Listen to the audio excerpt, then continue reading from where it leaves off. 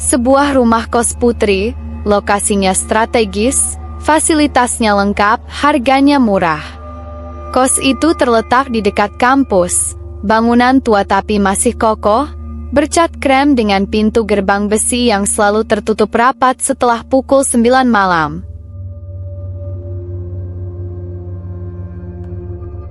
Ada 8 kamar di dalamnya, dan setiap tahun, kamar-kamar itu selalu terisi penuh. Seorang teman, sebut saja namanya Rina, pernah tinggal di sana. Dia mahasiswa baru yang beruntung mendapatkan kamar terakhir yang katanya baru saja ditinggalkan penghuni sebelumnya. Awalnya, dia merasa senang karena mendapatkan kamar dengan jendela menghadap taman kecil di belakang. Tapi sejak hari pertama, ada sesuatu yang terasa ganjil. Rina sering merasa ada seseorang berjalan di koridor tengah malam. Bukan hanya sekali dua kali, tapi hampir setiap malam. Awalnya dia pikir itu teman kosnya, sampai suatu malam, dia memberanikan diri mengintip dari celah pintu. Dan di sana, ia melihat sesosok bayangan.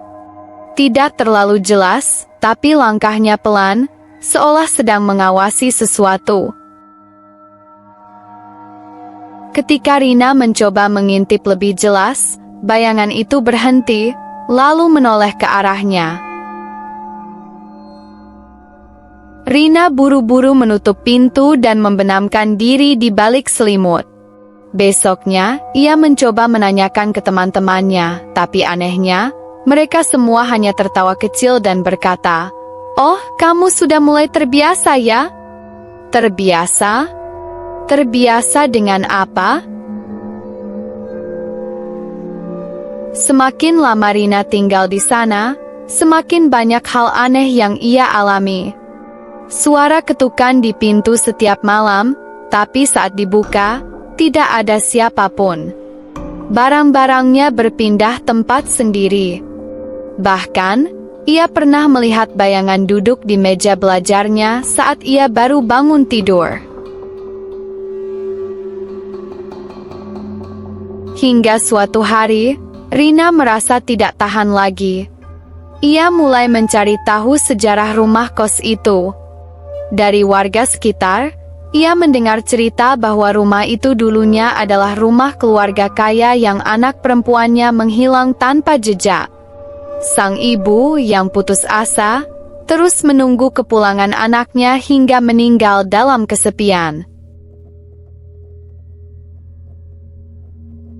Sejak itu, rumah tersebut dijadikan kos-kosan dan setiap tahun, selalu ada penghuni yang menghilang tanpa kabar. Rina merinding.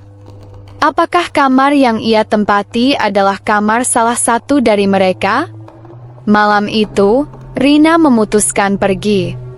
Ia berkemas dan berniat keluar dari kos. Tapi, saat ia membuka pintu, ia melihat semua teman kosnya berdiri di depan kamarnya. Mereka tersenyum. Senyuman yang terasa salah. Lalu salah satu dari mereka berkata dengan suara datar, "Kamu nggak bisa pergi, Rina. Kos ini selalu penuh, dan sekarang giliranmu mengisi tempatnya." Lampu koridor mendadak padam. Dan setelah malam itu, Rina tak pernah terlihat lagi. Apa yang terjadi pada Rina setelah malam itu?